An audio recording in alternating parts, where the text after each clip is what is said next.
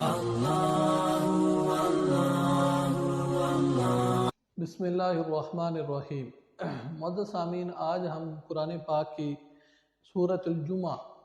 جمعہ کے متعلق اللہ تبارک تعالیٰ نے اس سورت کے دوسرا رکوع میں کچھ احکامات بیان فرمائے ہیں، ان کو ذکر کریں گے،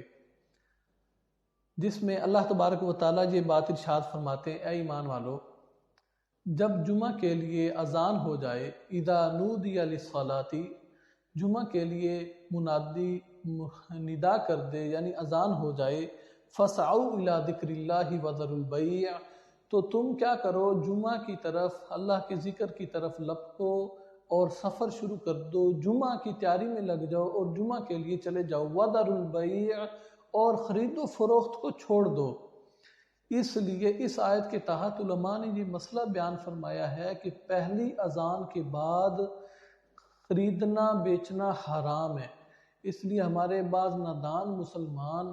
دکانوں اذانیں ہو جاتی ہیں جمعے والے دن، اور جمعے کی اذان ہو جانے کے بعد بھی دکان پر کھڑے ہوئے ہیں، کاروبار پر، مال پر،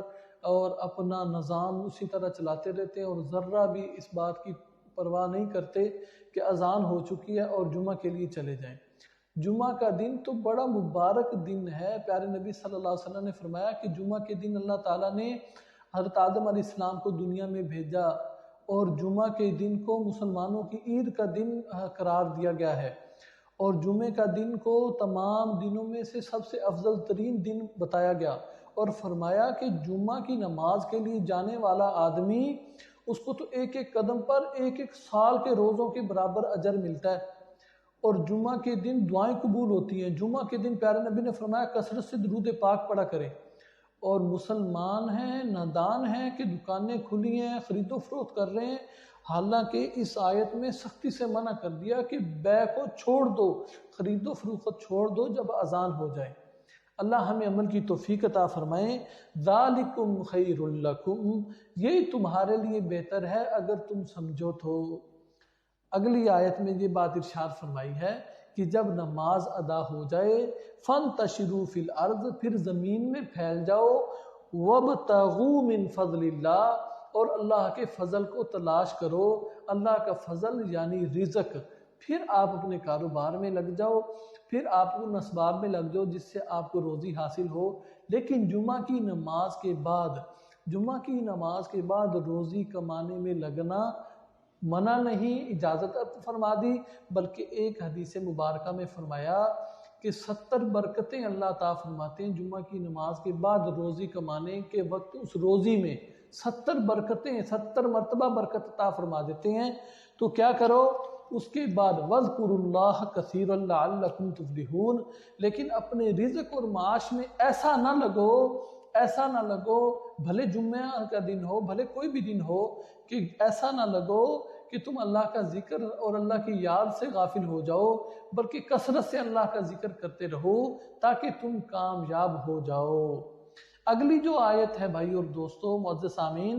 و ناظرین، اگلی جو آیت ہے اس میں ایک واقعہ بیان ہوا ہے پیارے نبی صلی اللہ علیہ وسلم کے زمانے کا۔ شروع میں پیارے نبی صلی اللہ علیہ وسلم جب جمعے کا خطبہ ارشاد فرمایا کرتے تھے تو نماز کے بعد خطبہ ارشاد فرمایا کرتے تھے،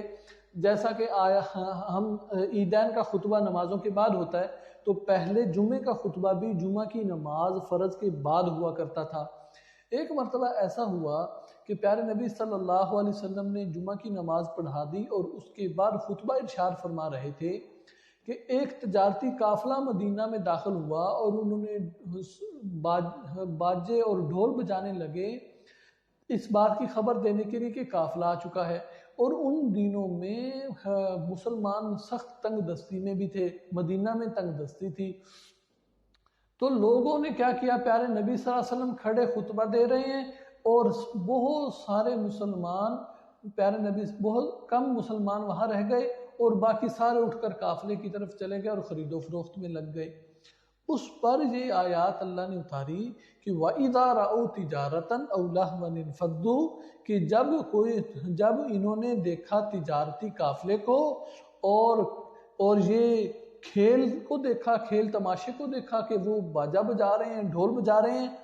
تو لہون انفضوا الیہا، تو یہ سارے ان کی طرف دوڑ گئے، قافلے کی طرف، وترکوک قائما، اور اے پیارے نبی آپ کو یہ تنہا اکیلا چھوڑ کے چلے گئے۔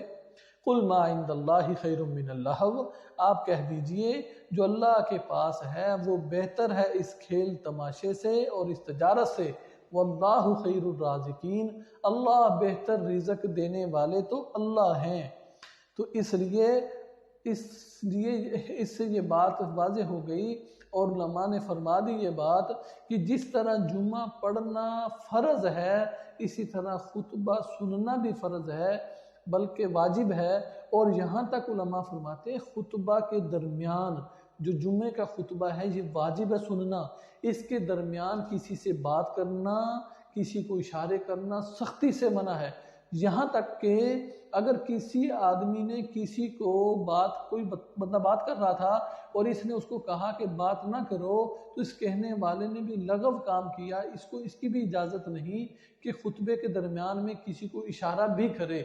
بعد میں پیار سے سمجھا دیا جائے۔ اللہ تعالی ہمیں عمل کی توفیق عطا فرمائے۔